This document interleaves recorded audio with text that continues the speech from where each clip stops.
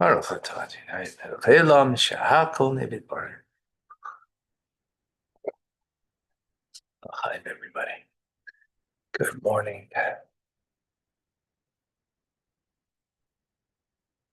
We continue with the Mimer. Ani l'daydam to my beloved. And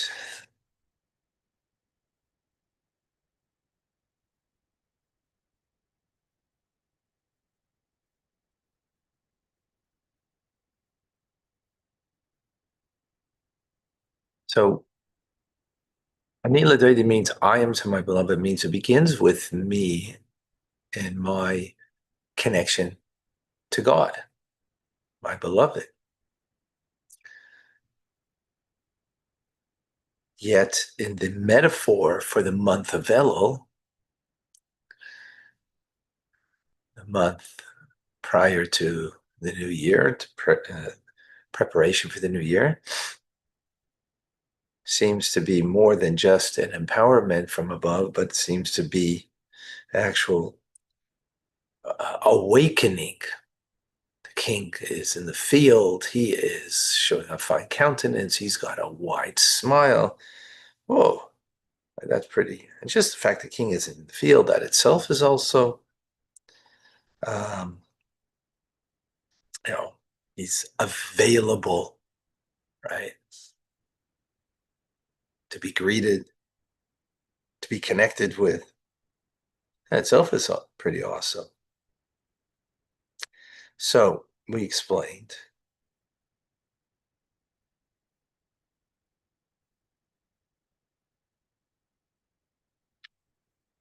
that the connection between the king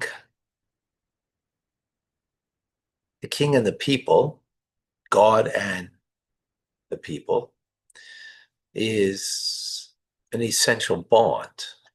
Just as the king is metaphorically the heart of the people,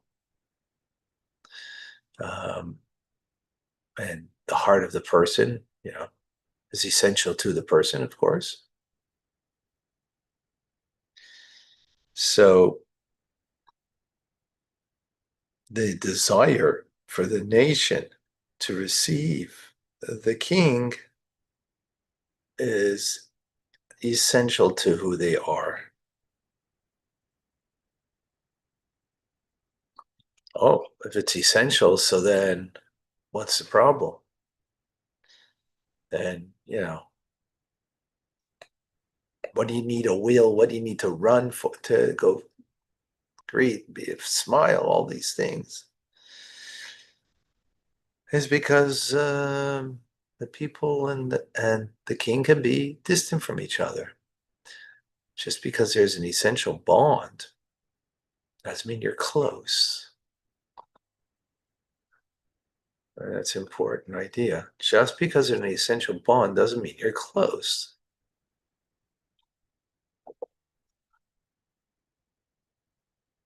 Just because you're essentially bound with your parents doesn't mean you're close to them.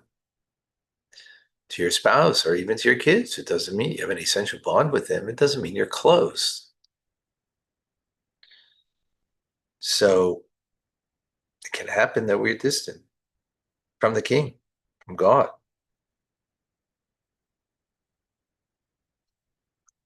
Therefore, being that there's an essential bond here, the desire to receive the king, that desire that we want to be connected, that we want a relationship, might be hidden. Right? Could be hidden. So what's happening then? The king comes out in the field? That arouses in us, you know what? He's sort of like, he's not playing king right now. Because to play king, you're in your palace.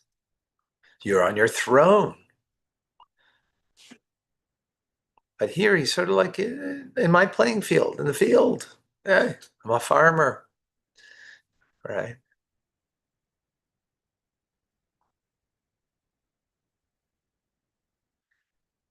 I meant farmer meaning it's metaphorically someone who's a simpleton, someone who is not refined. Not to say that there are farmers who are not that are refined. Absolutely,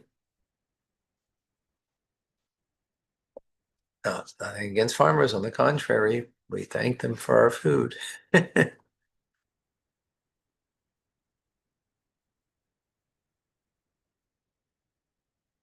But this is all metaphor, right? Because when we speak about the king here, there's a lot of kings who don't act very kingly, right? So it means the metaphor of what a king is meant to be, and the idea of a farmer in the field is not a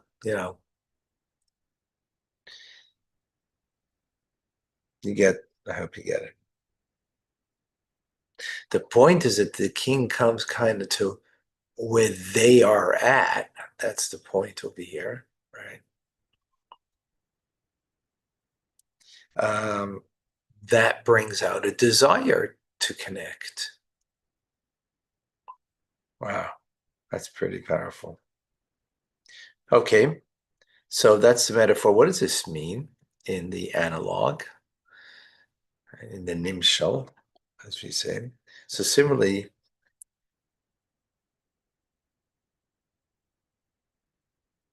so the king of the field is this um, revelation that is an awakening in us of the 13 divine attributes from heaven, right? That's the metaphor of the king. God's 13 divine attributes of compassion are revealed. The fact that, which makes God accessible, right? When someone has compassion, they're accessible to you, right? You are, um, you know, distant, right? Who do you have compassion on? Someone who's lowly. Lowly, as we learn by giving charity out of compassion. What do you mean lowly? I mean, they don't have, that's lowly, right? We have to make sure that we understand all these terms in the proper way. Lowly doesn't mean, lowly that they don't have wisdom, they don't have money, they don't have food on their table, they don't have refined character, right? Have nots. So the Elul is a time that the kings in the field, meaning the 13 divine attributes, are shining. God's 13 divine attributes of compassion. Whoa. So what does that do for us? Just like the king is in the field, that produces a will to a desire, right? So here, this produces also a desire, an inner desire of Israel,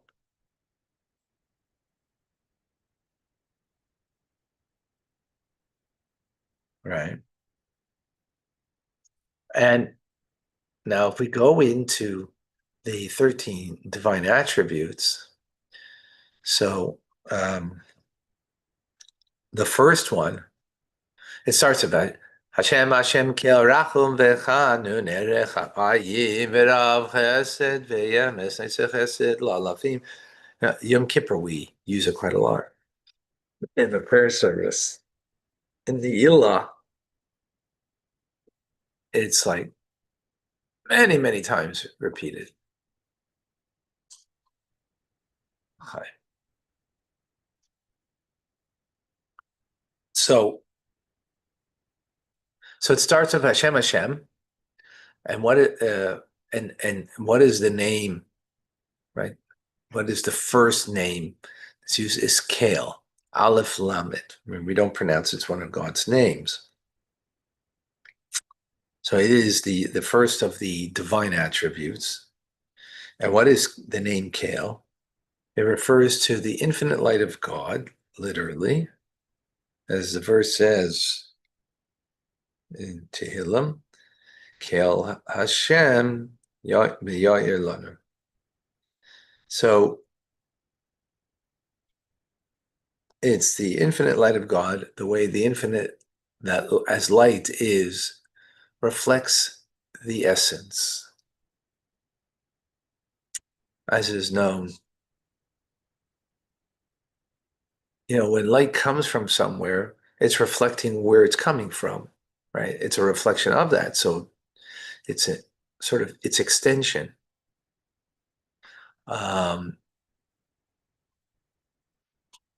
When you the before Chassidus, it uses the term in reference to God of light, because we have to use human terms to refer to God. So before Chassidus and using the term light, or before Kabbalah, really, the term was used by the Jewish philosophers, shefa. Shefa means a flow. So you take from here and you pour. It's a flow.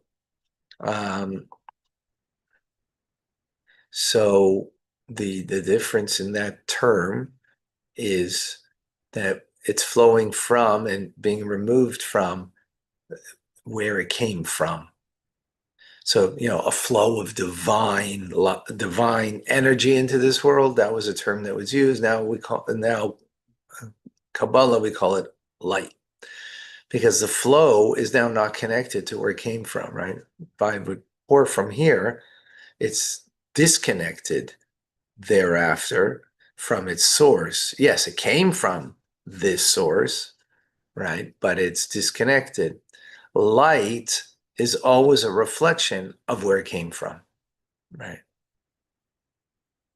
And it will always lead you back to its source. So like there's light in this room, I look up, it leads me to the source of light. But when it's a flow, the term, shefa in Hebrew, flow, will not necessarily lead me back to the source, because now it's disconnected from the source. Like, right, like just in here, this was poured from another place. Did you know where this came from? No, I have to tell you. So it doesn't reflect its source, right? That's the point. So when we refer to God and the infinite of God, so the term light is a reflection of the source. It's still connected to the source. Right.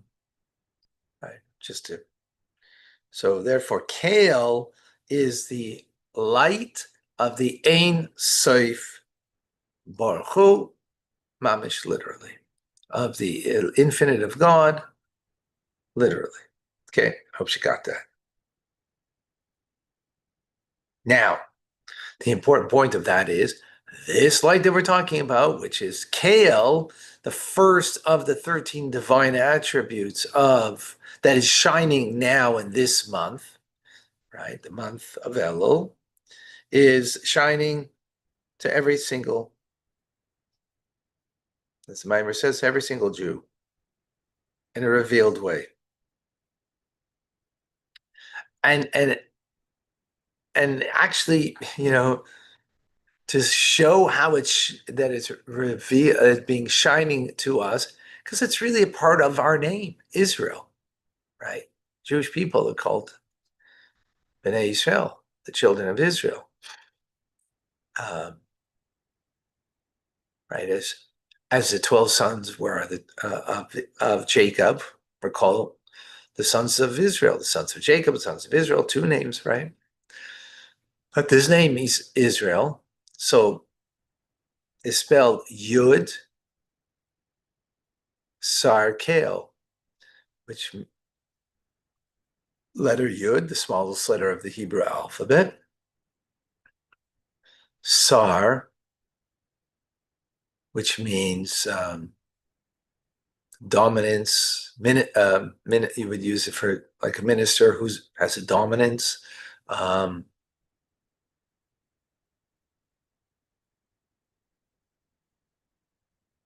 Um,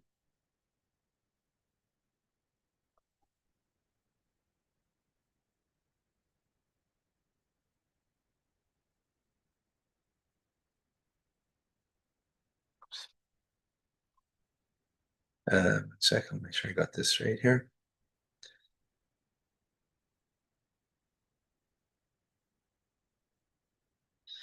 Right. So the name of God is revealed to us. It's actually an expression of who we are. So I just said, right, because Yud, smallest letter, represents bittul.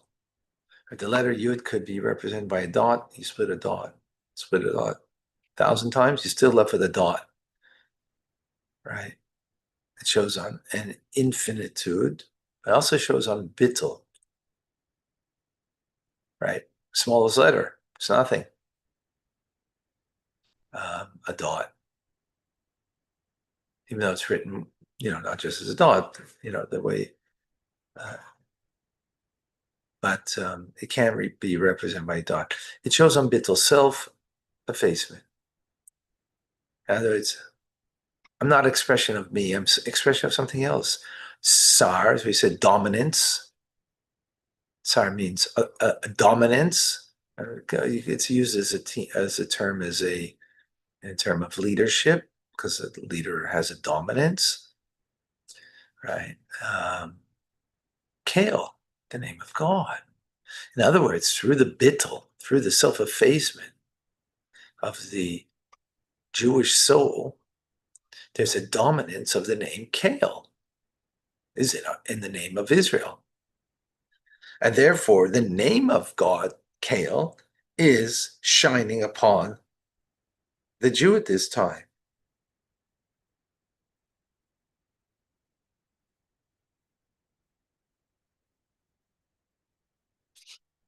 And because the Jew is a reflection of something greater than himself. He's a reflection of the divine.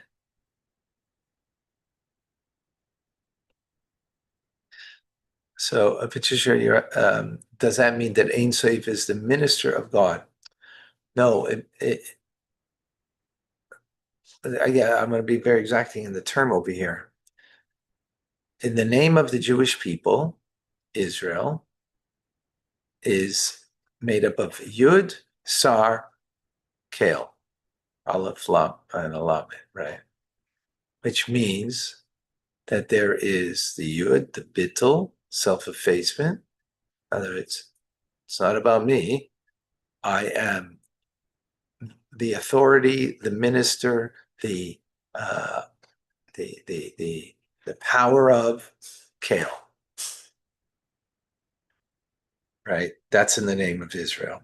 So, which Kale is the light of the Ein Sof. Okay, I hope that was clear. Right? Oh, I'm Aleichem. Right. Now, what does it mean? The Yud, that's the bittul, the self-effacement. Um, that this light is shining in the Jew, that allows them to go beyond their human condition, beyond their understanding, and to then, um, being that they are a reflection of the divine, of God, of Ein Sof. Yes, as Kale is the revelation of Ein Sof.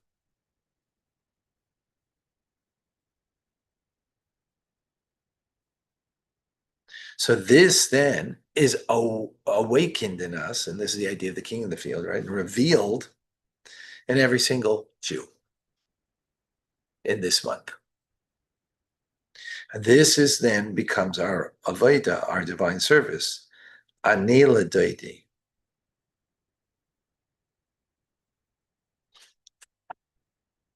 Now that sounds like, oh, pretty awesome. Whoa, this is the makeup of every Jew that they're called Israel. So then, like, Right? It's all from above. That's only to awaken me that what I want is to, and that it has to come down from me. Right? It has to come from me to want to truly want that I truly want this.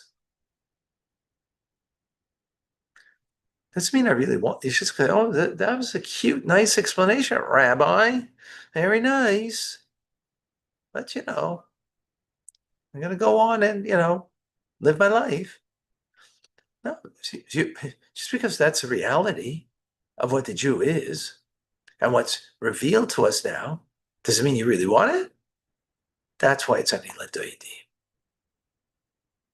It's all very good and fine, but is that what I want? Or I just want to enjoy my life, get through the day, pay my bills, not to have too much struggle. That's what most people want, most Jews even. But now this is shining. It's just an opportunity, a realization. Oh my gosh, this is who and what I am. I'm a, you know, I'm a reflection of, you know, something much greater than me. So is that where you live? Really? So to really want that, everything that we just said is only gives us um, sort of like a prep to this, but is not going to bring us to it until we internalize it and truly desire it and truly, work to make that a part of me. And, that it's my real desire, not just, a passing moment. Like, like right now, you might be inspired, but, close the book, it may end there. That's, is that really what I want? Well, that's only going to come from you. It's only going to come from me. It's not going to come from anybody else. No, that can't, you know, can't be. You can't make someone really want. Wow, this had that's more than just powerful. All right, folks, we'll see you soon.